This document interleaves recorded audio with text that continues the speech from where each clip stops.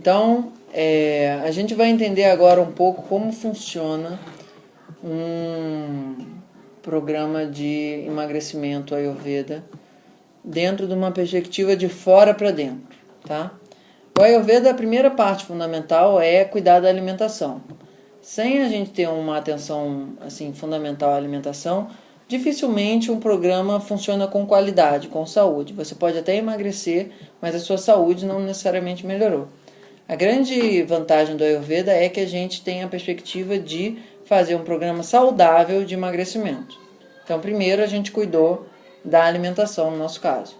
Agora que a alimentação entrou em ordem e o corpo já começa a reagir, ele começa a ter uma capacidade de soltar tecido adiposo, comer tecido adiposo de uma maneira muito mais consistente, tá? Porque no Ayurveda, antes da gente cuidar do Medadato, que é o quarto sistema de suporte, que é o que a gente chama de tecido adiposo, tecido gorduroso, a gente tem que secar um outro, que é o inicial, que é o tecido plasmático, o Rasa Dato. Tá? Então, fisiologicamente, a ideia é o seguinte: o que vai virar gordura, em algum momento já foi plasma no teu sistema. Ok? E enquanto tem muito plasma no teu sistema, dificilmente a gente consegue secar a gordura. Porque ao mesmo tempo que você está enxugando o gelo de um lado, está vindo o iceberg do outro. Tá? Então a gente tem que fazer com que o corpo comece a diminuir o fornecimento do que vai virar o tecido adiposo. Que ao mesmo, no teu sistema, todo momento está acontecendo o seguinte: está sendo comido um tecido e está sendo criado outro, para manter um equilíbrio. Como é que a gente emagrece? A gente faz com que o input seja menor do que o output. Ou seja, a gente primeiro seca o Rasa Dato, alguma coisa, isso com erva, com alimentação, o que é que seja, e aumenta o metabolismo, para isso daí ter maior gasto calórico, tá? Então, isso foi a nossa primeira etapa, passou-se um mês aí, e a gente já começa a ver um resultado. Só que o tecido adiposo ele não se distribui de uma maneira plenamente uniforme no nosso sistema. O Medadato, que é o que a gente chama desse sistema que é, vamos chamar assim, tecido gorduroso, essa é uma tradução ruim, tá? Porque o Meda em ayurvedês, ao mesmo tempo ele é o que a gente chama de gordura, mas ele também é carinho. Então por isso que as pessoas que são assim mais rechonchudinhas têm uma tendência a serem mais carinhosas do que as pessoas que são pele e osso. Se você for ver, dificilmente você vai encontrar um símbolo de Papai Noel muito magrinho, né? O tecido adiposo ele gera a vontade de fazer carinho, psicologicamente falando. Cada tecido, cada sistema de suporte vai gerar algum deles. Então, ele não se distribui de uma maneira uniforme no nosso sistema físico. Ele tem uma prevalecência a curtir galera circular. Toda região que é circular no nosso sistema, vai lá uma molécula, uma enzima ou qualquer coisa, tudo isso que vai formar o que a gente chama de Medadato, e se deposita ali. Então, por exemplo, a bacia, que é uma região que tem muita área circular, tem tendência a acumular tecido adiposo. Aqui, nessa área do braço também. Aqui, que tem bastante osso, onde ela pode... O tecido adiposo sempre vai formando a partir de algum osso, de alguma forma assim. Vai grudando neles, tá? A exceção um pouco é as mamas, porque as mamas são um tecido específico, no caso da mulher e tal. Mas, no geral, a questão tem pessoas que engordam mais aqui, em cima, tem pessoas que engordam mais embaixo, tá? No Ayurveda, do esôfago, do diafragma para cima, é principalmente Pitta. E, mais ou menos, do diafragma para baixo é Kapha, do estômago para baixo. Então, o que significa? As pessoas que têm aquela gordura aqui, assim, mais aquele pneu para cima, e tem aqueles braços muito gordos também, toda essa área entre o queixo e o diafragma, são pessoas que desenvolvem essa gordura muito a partir de comer gordura, tá? O Pitta não metaboliza bem gordura, então ele acumula bem nessa região. Acumula bastante. O Kapha desenvolve gordura muito mais a partir do carboidrato, que não metaboliza tão bem carboidrato. O carboidrato, ele é mais pesado do que a gordura, né? Se você for ver, assim, se você pôr a banha ou óleo na água, a gordura é um tecido leve, é uma molécula leve, né? Ela é pouco densa. Então, a gordura do carboidrato é uma gordura mais pesada, vamos chamar assim, e acumula principalmente na região das nádegas e, no caso das mulheres, do culote, ok? Então, a gente, ao mesmo tempo que olha para a localização física daquilo ali, a gente vê também quais são as zonas onde a pessoa tem mais dificuldade de metabolizar as coisas. Ou onde é que a metabolização dela não está sendo tão perfeita, vamos chamar assim é melhor. Se é mais no culote, nas nádegas, isso envolve provavelmente mais coisas cafas, isso envolve provavelmente emoções de apego, algum grau medo, algum grau insegurança, receio, coisas desse tipo, tá? Se envolve mais nessa área de gordura, que é uma coisa mais pita, as emoções que não estão bem metabolizadas normalmente é capacidade de aguentar crítica, a capacidade de se colocar e estar com autoestima em dia, coisas desse tipo, tá? Então, cada lugar, se for no braço, se for na mama, se for no queixo, tudo isso vai ter um porquê psicológico daquela que é tecido gorduroso que podia cair em um monte de lugar, cair num lugar fixo. Barriga é o quê? Pita? Barriga é a transição entre o pita e o kapha, tá? Vamos juntar os dois. A gente botou a parte de cima e a parte de baixo. O vata não tem, o vata não acumula gordura. Tudo que ele queria era fazer isso para ficar com menos frio. Então, a barriga é uma região que está ali o estômago. E o estômago, ele envolve tanto, às vezes, a raiva que virou mágoa, que é uma emoção pita kapha, tá? A mágoa é aquela raiva que, de alguma forma, apodreceu, tá? Ela ficou ali,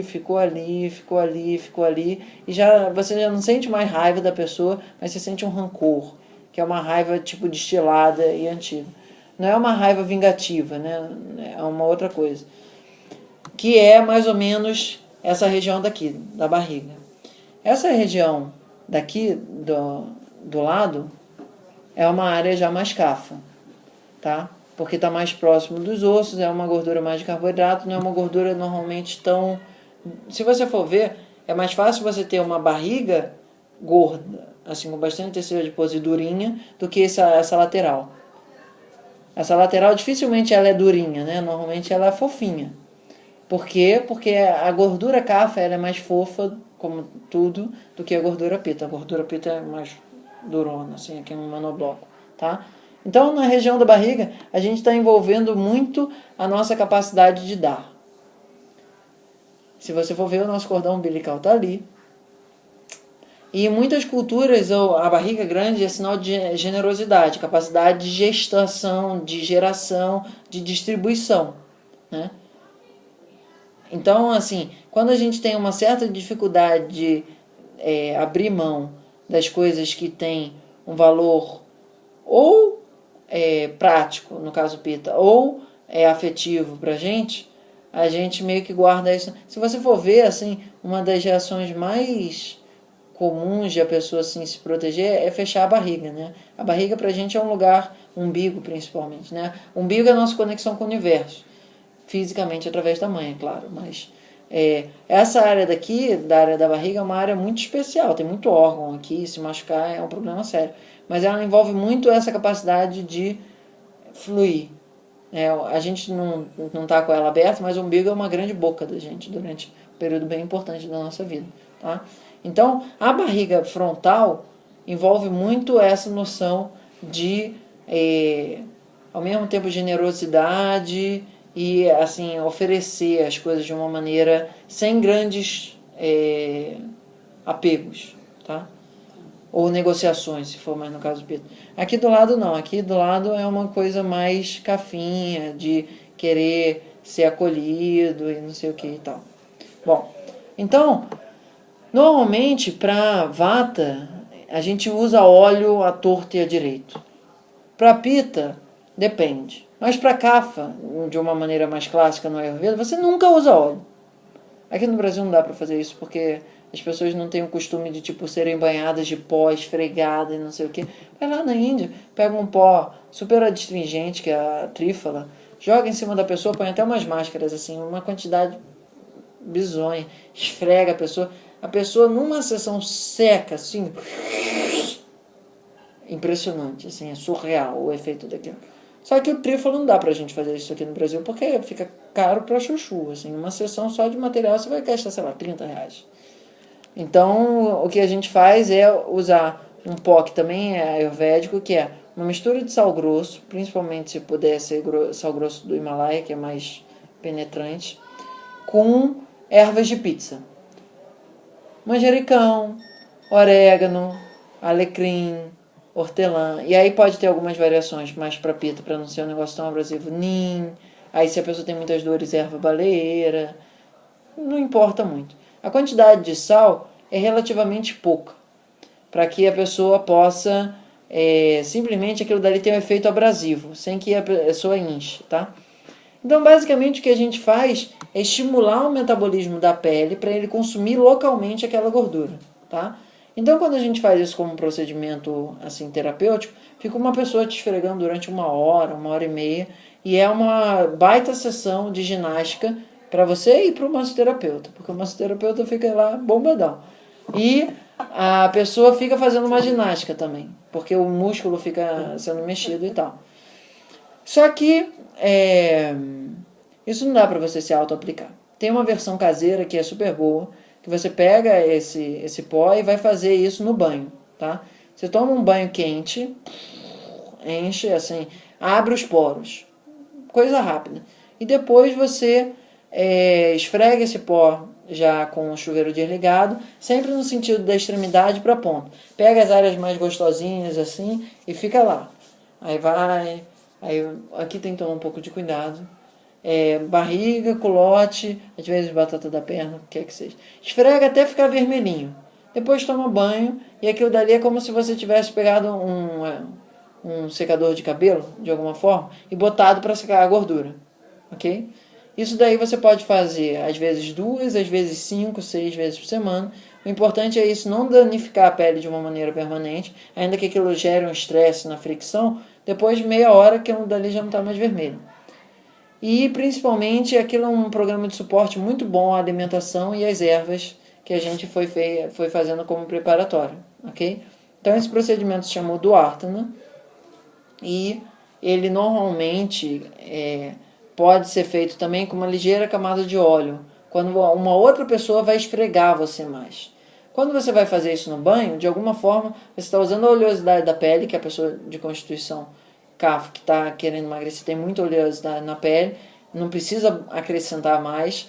Põe a água quente para aumentar a abertura do poro e você faz essa fricção até ela ficar rosadinha, tá? Então, qual é o sinal de que o procedimento chegou num nível bom? Você sente aquele tecido um pouco mais rígido, assim, no sentido assim, menos flácido, e você sente que ele está um pouquinho vermelhinho, tá? Aí você termina de se esfregar todo, esfrega no banho e toma banho. No final, de repente, só dá uma cuidado para ver se não entupiu nada, porque é uma quantidade grande de erva que vai. E isso você pode fazer em casa. Só toma cuidado na hora que for bater no liquidificador para virar quando for bater o sal grosso, virar o liquidificador para não queimar o liquidificador. Inclina ele assim, vai. Aí faz mais ou menos assim. No máximo, uma proporção de sal para 2 de ervas. Isso no geral, assim, via de regra, dá para facilitar para todo mundo. E se a pessoa tem uma pele que fica vermelha muito fácil, tem que botar nim, que é uma erva que esfria bastante. Tá bom? Então, isso daí é uma recomendação de dia a dia que todo mundo pode fazer em casa, relativamente barato, para queimar a gordurice, tá? Deixar ela num nível saudável, ok? Show. Muito bom. Shanti.